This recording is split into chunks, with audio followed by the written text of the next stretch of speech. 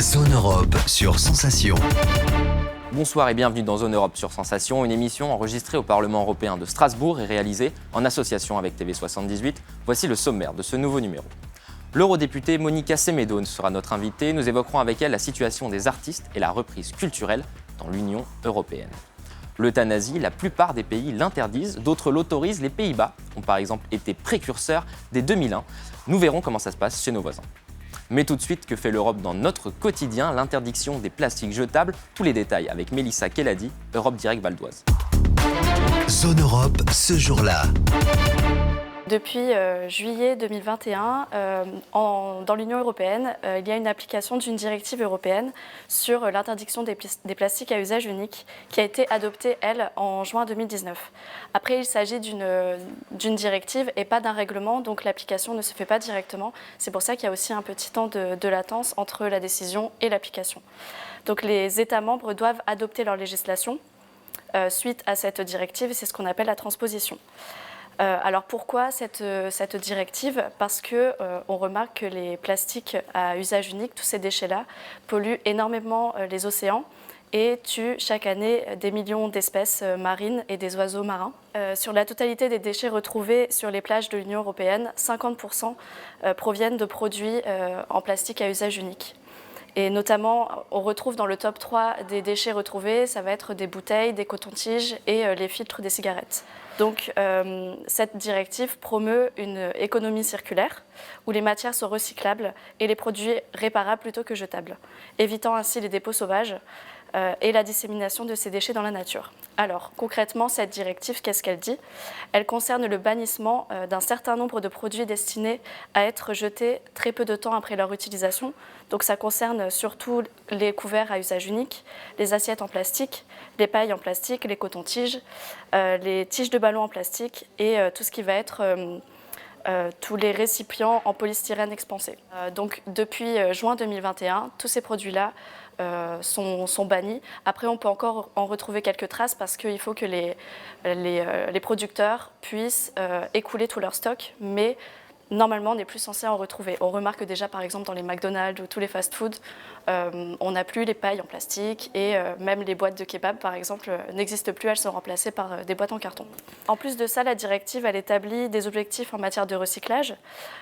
Donc, les États membres devront atteindre un objectif de collecte de 90% des bouteilles en plastique d'ici 2030. Donc, c'est dans 10 ans.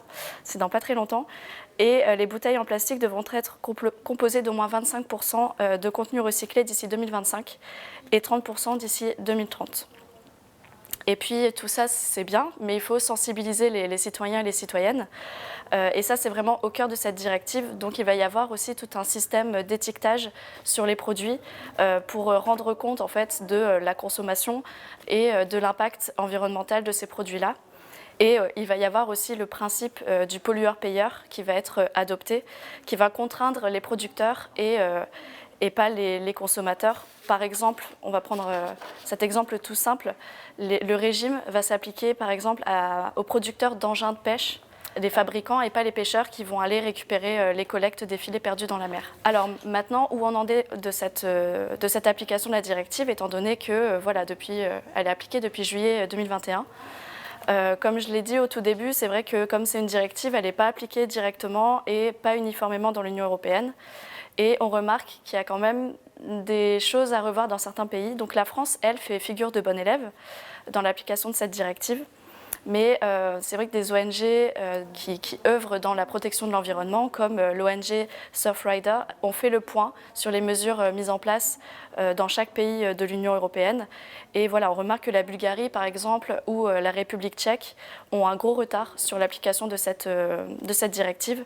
Et à l'inverse, il y a des États membres qui se distinguent par leur effort et leur interprétation ambitieuse de la directive, comme la France, l'Irlande, la Grèce, l'Estonie et la Suède. La France, par exemple, elle, a interdit les plastiques à usage unique 6 mois avant le début de l'application de la directive. Et à partir de 2023, les fast-foods ne pourront plus proposer de couverts jetables. Après, c'est vrai que le collectif Surfrider regrette quand même que les ballons de baudruche soient toujours proposés, même si les tiges, elles, ne doivent plus être en plastique à usage unique. Donc, Il reste des progrès à faire, mais quand même, l'Union européenne est bien partie pour réduire au maximum sa production et sa consommation de produits en plastique à usage unique. Zone Europe, l'invité politique. Je reçois à présent l'eurodéputée luxembourgeoise Monica Semedo. Bonjour. Bonjour. Alors vous êtes membre du groupe Renew Europe et notamment de la commission de la culture et de l'éducation. Alors ensemble, on va évoquer la situation des artistes et de la reprise culturelle dans l'Union européenne. Le secteur culturel a été l'un des plus touchés et qui est souvent considéré par les gouvernements, je cite, comme non essentiel.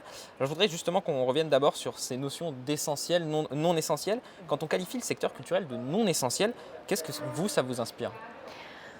D'abord, si on regarde les chiffres, le secteur culturel et créatif, il fait part de 4,4% du PIB de l'Union européenne. Donc déjà ça, c'est impressionnant et embauche plus que 7,6 millions d'employés, de personnes qui contribuent à la société, qui contribuent aussi à notre bien-être dans l'Union européenne. Donc déjà, les chiffres montrent que le secteur culturel et créatif est essentiel, mais il y a beaucoup plus. Ce n'est pas que les chiffres.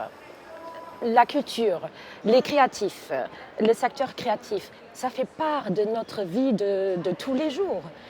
La culture et le créatif, ce n'est pas seulement les théâtres, la musique, les concerts, mais c'est aussi les techniciens qui travaillent, c'est les médias. Par exemple, les journalistes, mais aussi, par exemple, les langues.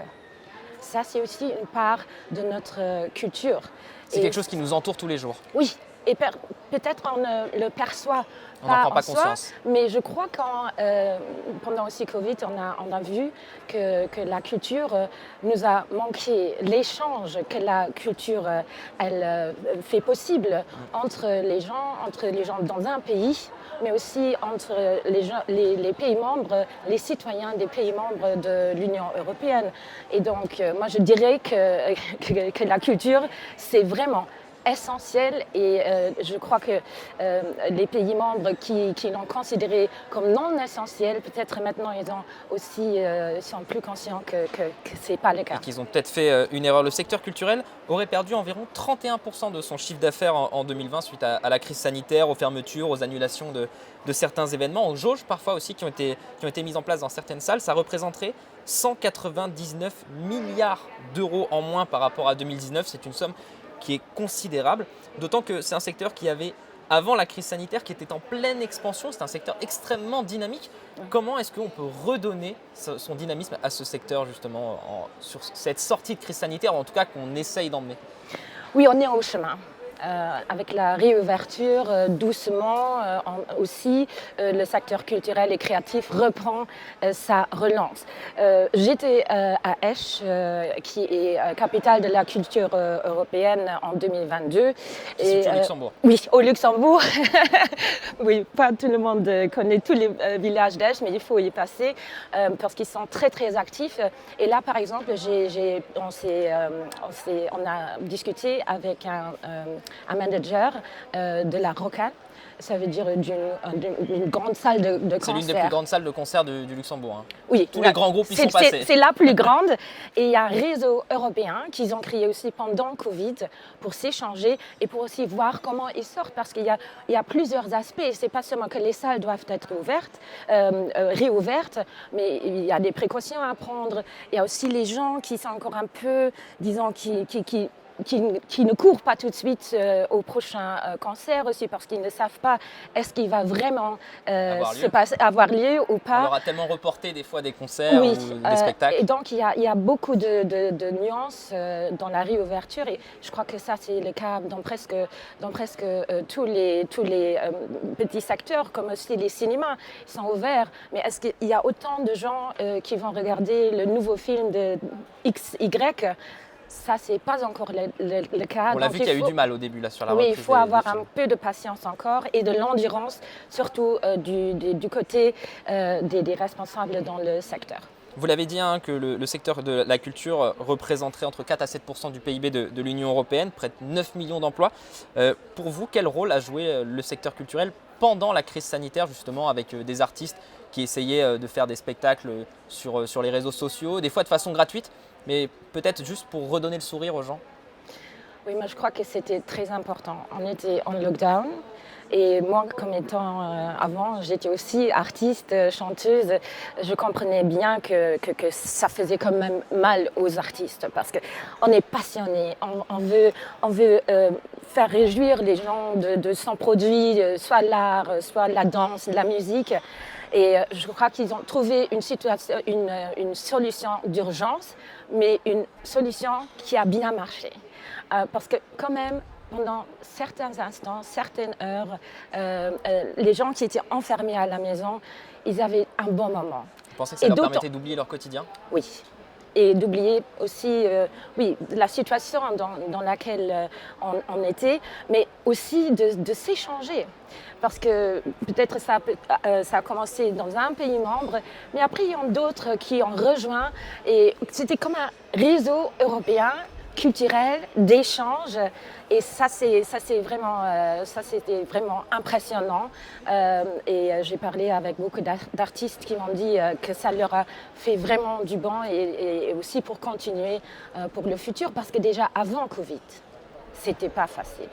La plupart des artistes ne peuvent pas vivre de leur art. Ils ont besoin d'un deuxième travail, un second travail pour faire leur vie. Et aussi déjà l'insécurité financière, on est souvent indépendant. Déjà ça joue avec. Et donc c'était déjà pas facile avant Covid. La critique qu'on leur fait souvent, c'est que la culture, c'est quelque chose qui n'est pas rentable. Est-ce que vous comprenez cette critique? Rentable, si, mais il faut leur aussi donner la plateforme. Ça dépend naturellement aussi du marché. Si on a un grand marché comme l'Allemagne, la France, on peut mieux en vivre qu'au Luxembourg, où on a 600 000 habitants. Mais quand même, ça devrait être rentable. Mais ce qui est le plus important, et c'est ce qu'on a fait dans le rapport sur la relance du secteur culturel et créatif, ça c'est de leur donner on a demandé à la Commission d'agir pour leur donner un peu plus de sécurité, un peu plus de protection sociale aussi. Pour que ce soit géré au niveau européen et non plus au niveau national. En tout cas, qu'il y ait une deuxième couche. Oui, disons ainsi, si l'Union européenne elle intervient, c'est pas pour harmoniser, mais pour là où il y a des problèmes ou des indifférences, peut-être aussi des injustices ou des problèmes, par exemple, transfrontaliers, pour là y aider et trouver des solutions pour que la circulation libre, par exemple, se facilite. Et c'est ce qu'on a demandé dans notre rapport. L'Union européenne finance énormément de festivals, de courts-métrages, finance énormément de films. Est-ce que vous pensez que les gens ne le mettent pas assez en avant? Est-ce que vous pensez que la population européenne n'est pas assez au courant que l'Europe aide déjà les artistes et la culture? On pourrait peut-être encore un peu comment dire, on voit souvent simplement des petits logos de oui, l'Europe. Peut-être le logo un peu plus grand, ce serait déjà pas mal. Mais par exemple, si un film, c'est une coproduction, quand même, souvent, c'est clair que l'Union européenne a donné du soutien financier. Et ça, je crois que c'est important. C'est le rôle de l'Union européenne de nous réunir et de soutenir la collaboration transfrontalière. Et je crois que dans les dernières années, il y a eu beaucoup de bonnes productions. Ici, une production qui a été faite au Luxembourg, mais qui a aussi un succès international. Et je crois que c'est ça. Ce que l'Union européenne devra faire encore d'autant plus. C'est pour ça aussi qu'on a, pour que le secteur, après cette crise, pourra se relancer. On a aussi demandé que 2% de la facilité de FRR, Recovery and Resilience Facility, sera investi dans le secteur culturel et créatif pour leur donner un push. Et pour être plus résilient aussi dans le futur. Et par exemple le statut un statut sur l'artiste. Comme il existe en France déjà, hein, c'est une particularité Oui, en Europe. mais le statut en France, ce n'est pas le statut au Luxembourg. Exactement. C'est pas le statut... Vous pensez que c'est un statut qu'il faudrait étendre au niveau de l'Union européenne, cette particularité française? Ça, c'est à la Commission de voir aussi. Il faut aussi parler aux pays membres parce que le statut, il va seulement se référer sur l'égalité de traitement, faciliter aussi le travail transfrontalier sur ces thèmes-là. Alors pour terminer, Monica Semedo, on parlait des artistes. Pour finir sur une note un peu plus souriante, c'est quoi le dernier film que vous avez été voir, que vous pourriez conseiller justement aux auditeurs et téléspectateurs de Radio Sensation et TV78? Moi, je regarde plutôt des séries. Oui. Il y a une série luxembourgeoise, Capitani, qui est super. Mais pour le reste, je voulais vraiment encore donner le message. Le motto de l'Union européenne, c'est unis dans la diversité. On a des différentes cultures, traditions. Mais on a vu aussi pendant le Covid que c'est important de s'échanger et que c'est ça qui fait le cœur aussi de l'Union européenne. On a des petites différences, mais il y a quelque chose qui nous réunit. Et c'est ça, la culture, le secteur créatif qui nous rejoint, les gens de l'Estonie, de l'Espagne, de partout. Ils s'échangent et là, il y a des amitiés qui naissent. Et ça, c'est aussi ce qu'on a besoin dans ces temps si durs dans l'Union européenne. Très bien, merci beaucoup Monica Semedo d'avoir été avec nous. Je rappelle que vous êtes eurodéputée luxembourgeoise, membre du groupe Renew Europe et de la Commission de la Culture et de l'Éducation. Zone Europe chez nos voisins. Et chez nos voisins, ça se passe comment? C'est notre rubrique en partenariat avec HEJ, l'Institut des hautes études de journalisme de Montpellier. Cette semaine, l'euthanasie avec Antonin Ponce. L'euthanasie et sa législation divisent plus que jamais, tandis que de plus en plus de pays européens changent leurs lois. Mais tout d'abord, l'euthanasie, qu'est-ce que c'est? L'euthanasie, c'est l'acte médical consistant à provoquer intentionnellement la mort d'un patient pour soulager les douleurs physiques et morales considérées comme insupportables.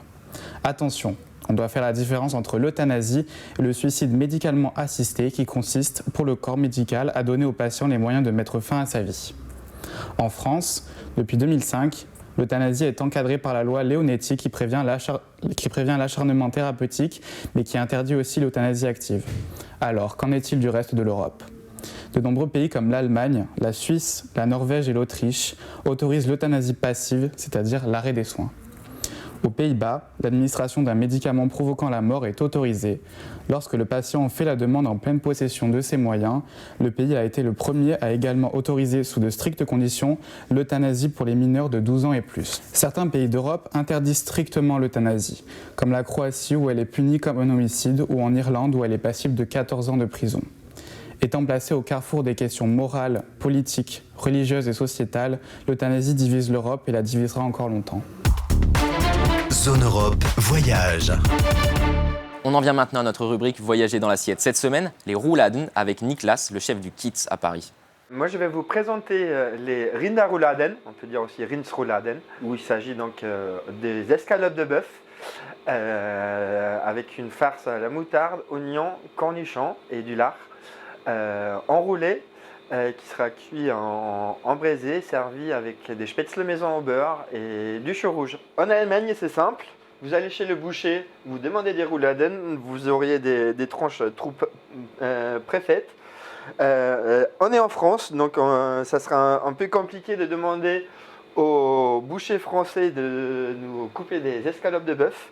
Donc c'est ce qu'on a fait là. On a une fois pris du paleron, on a découpé une belle escalope, mais on va aussi faire l'essai avec des rump steaks qu'on a légèrement aplatis. Légèrement, parce qu'il ne faut pas non plus détruire la structure du bœuf.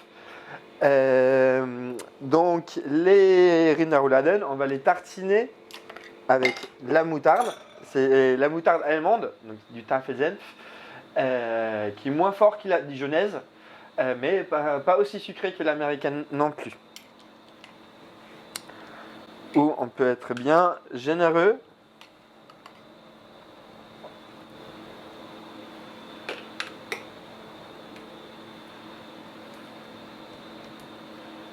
Ensuite, on va mettre des oignons. Moi j'aime bien les oignons, donc je suis généreux. Évidemment, vous pouvez en mettre moins aussi. Vous pouvez aussi mettre des rondelles. Moi, j'aime bien des petites brumes. Ensuite, des Gewürzgurken, des cornichons. Rien à voir avec les petits cornichons en France. Bien croquant, le cornichon allemand, la Gewürzgurke. Donc là, j'ai mis les cornichons en longueur de l'escalope. Et on va l'enrouler avec son lard. Voilà. Nous avons donc enroulé nos rouladen, puis on les a ficelés. Maintenant, une fois qu'ils sont ficelés, on va les saisir. On va mettre le beurre dans la marmite.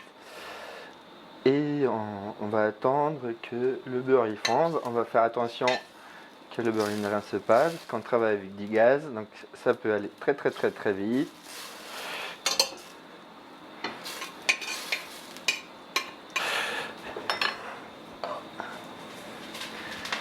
Et on va donc les mettre dedans pour les saisir.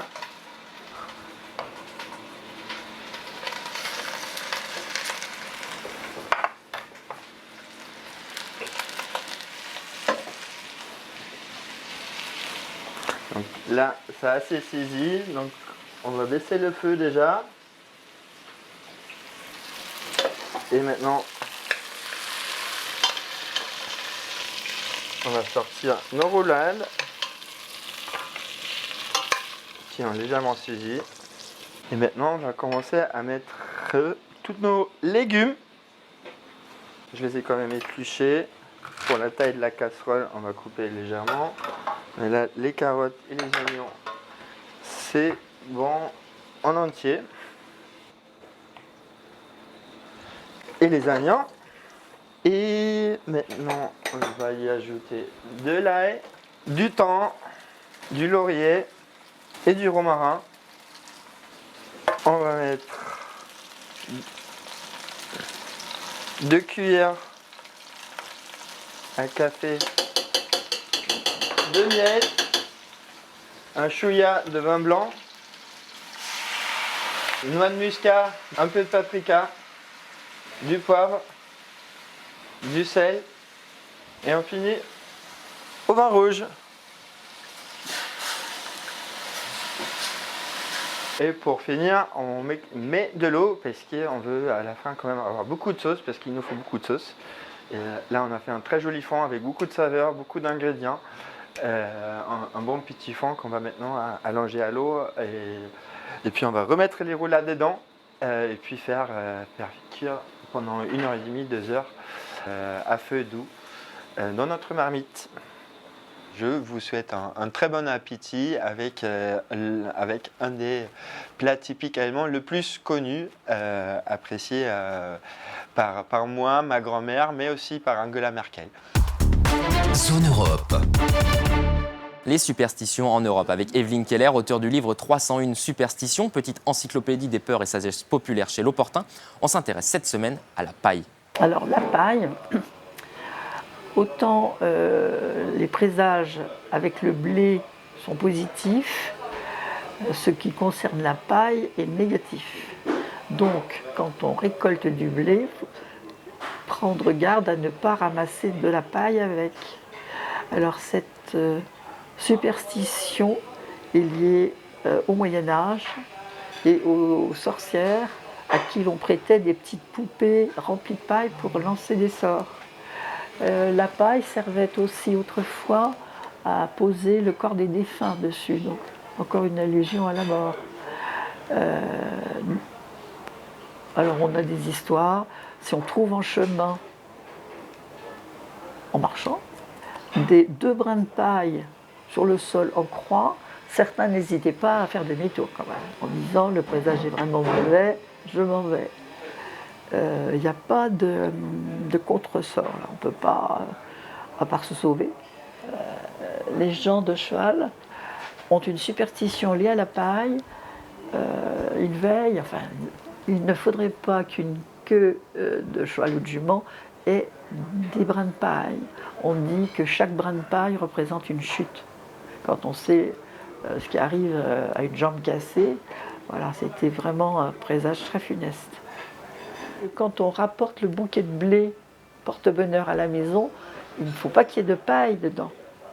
Donc veillez à ce que ce ne soit que des tiges de blé avec la queue du blé, pas de paille. Si on avait rapporté par mégarde un brin de paille et que ce brin tombe sur une poule de la basse-cour, ce serait un très mauvais présage pour les animaux de la basse-cour. Zone Europe, c'est terminé pour aujourd'hui. Merci aux équipes techniques du Parlement européen de Strasbourg. Vous pouvez retrouver cette émission en podcast audio et vidéo sur notre site et notre application Radio Sensation et aussi sur TV78. Rendez-vous la semaine prochaine. Très bonne soirée.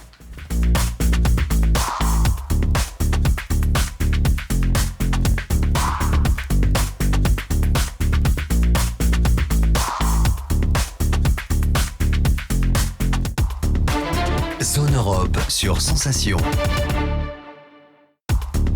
Zone Europe.